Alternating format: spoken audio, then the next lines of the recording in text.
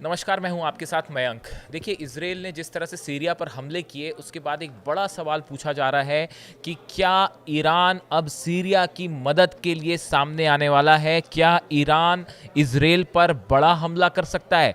ये सवाल बहुत सारे डिफेंस एक्सपर्ट्स जो हैं उनके बीच में ये चर्चा का मुद्दा बना हुआ है और ये माना जा रहा है कि अगर सीरिया पर इज़राइल के हमले जारी रहते हैं, तो ईरान की तरफ से इसका मुंह तोड़ जवाब दिया जा सकता है इजराइल को। देखिए, इसके पीछे की वजह क्या बताई जा रही है, क्यों इस तरह का अनुमान लगाया जा रहा है। ईरान के जो सुप्रीम लीडर हैं अली खामेनेई साहब, इनकी तरफ से कल बयान आए इजराइल और अमेरिका को लेकर और उन्होंने बड़ा तीखा निशाना साधा है इजराइल और अमेरिका पे, एक तरह से वार्निंग दी है। देखिए, उन्होंने एक जो बयान दिया है ये सोशल मीडिया में एक्सपर्ट्स के बीच में चर्चा का मुद्दा है। उन्होंने कहा, कूटनीति और सैन्य दोनों ही क्षेत्रों में ईश्वर की इच्छा से जब हम प्रवेश करेंगे तो पूरी ताकत से प्रवेश करेंगे। देखिए, अली खामेनेई साहब की तरफ से जो बयान आया है, उस बयान में उन्होंने कहा है कूटनीति और सैन्य दोनों ही क्षेत्रों में अल्लाह की इच्छा से जब भी हम प्रवेश करेंगे पूरी ताकत से प्रवेश करेंगे। इनका कहने का मतलब है कि अगर ईरान वॉर में एंटर करता है तो वो खुदा की मर्जी से एंटर करेगा और पूरी ताकत के साथ एंटर करेगा।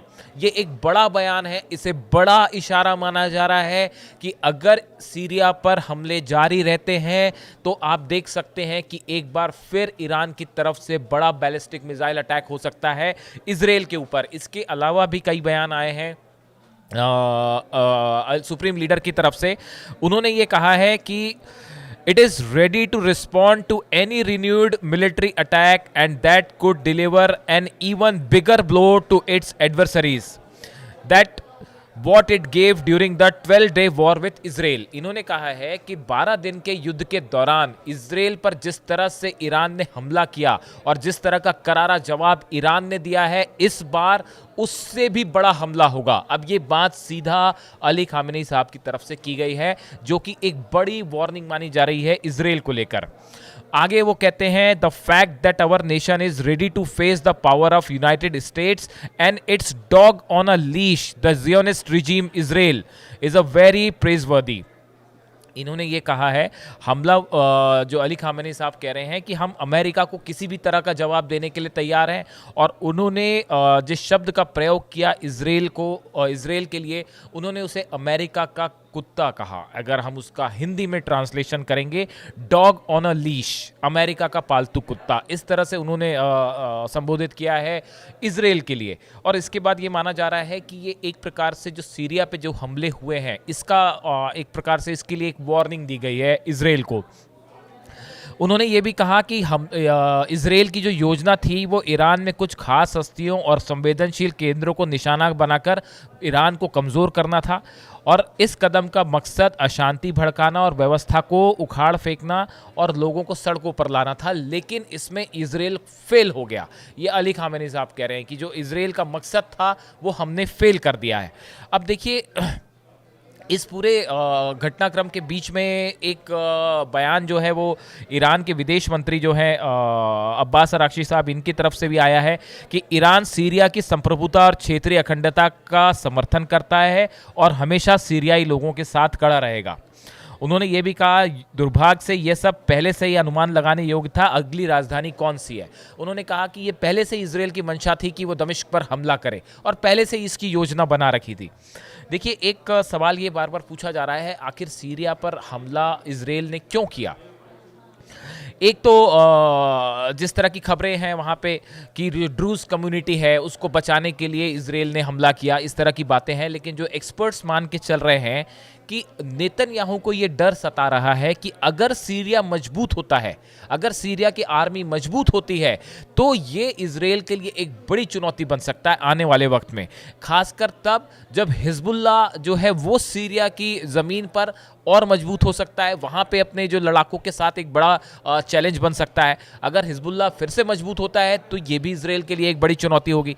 दूसरा, ईरान की तरह फिर से कहीं इजराइल को जो है वो सीरिया से भी हार का सामना ना करना पड़े। अगर सीरिया शक्तिशाली होता है, ऐसे में अगर कोई ग्राउंड ऑपरेशन लॉन्च करता है इजराइल, तो ये इजराइल के लिए बड़ी चुनौती होगी, क्योंकि ग्राउंड ऑपरेशन में हमेशा इजराइल को मुंह की खानी पड़ती है, एक बड़ा नुकसान झेलना पड़ता है। तो कहीं ऐसा ना हो कि ईरान तो पटकनी दे ही रहा है, कहीं हिजबुल्लाह और सीरिया भी अगर मजबूत हो जाते हैं तो ये ईरान के लिए एक बड़ी ये इजराइल के लिए एक बड़ी चुनौती खड़ी हो जाएगी। तो ये एक डर लगातार नेतन्याहू को जो है वो सता रहा है। इसे हमले के पीछे की एक बड़ी वजह बताया जा रहा है। इसी बीच जो है एक इंपॉर्टेंट खबर ये भी है कि जो इजराइल की संसद है नेसेट, उसमें नेतन्याहू जो है वो अपना बहुमत खो चुके हैं। ये एक बड़ी डेवलपमेंट है इजराइल से, और हो सकता है कि नेतन्याहू सरकार गिर भी जाए, हालांकि उसमें अभी थोड़ा सा वक्त लगेगा। देखिए, नेसेट जो वहाँ की संसद है उसमें 120 सीटें हैं, यहाँ बहुमत के लिए 61 सीट्स चाहिए, और एक शास जो पार्टी है वहाँ की, उसके पास 11 सीटें हैं। ये समर्थन कर रही थी नेतन्याहू गवर्नमेंट का, इन्होंने ये वापस ले लिया है। उसके बाद जो है नेतन्याहू के पास अब सिर्फ 50 सीटें रह जा रही हैं। ऐसे में जो है ये माना जा रहा है कि नेतन्याहू सरकार खतरे में पड़ सकती है।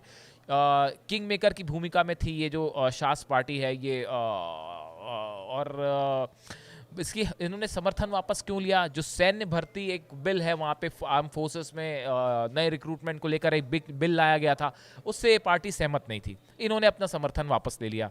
इससे पहले जुलाई में एक यहूदी पार्टी यूनाइटेड टोरा जुडाइज्म भी थी, उसने भी अपना समर्थन वापस लिया था। ऐसे में ये दो बड़े झटके लगे हैं जो नेतन्याहू के पास अब बहुमत नहीं है। हालांकि इसमें देखिए अभी वक्त है कुछ, वहाँ की सीनेट अभी गर्मी की छुट्टियों पे चली जाएगी, उसके बाद मतलब 3 महीने का वक्त मिलेगा, उसमें अगर अपनी बचाने की पार्टी को बचाने की कुछ कोशिश करते हैं नेतन्याहू और कामयाब हो जाते हैं तो ठीक है, अदरवाइज उनके लिए बड़ी चुनौती होगी वहाँ सरकार बचाना।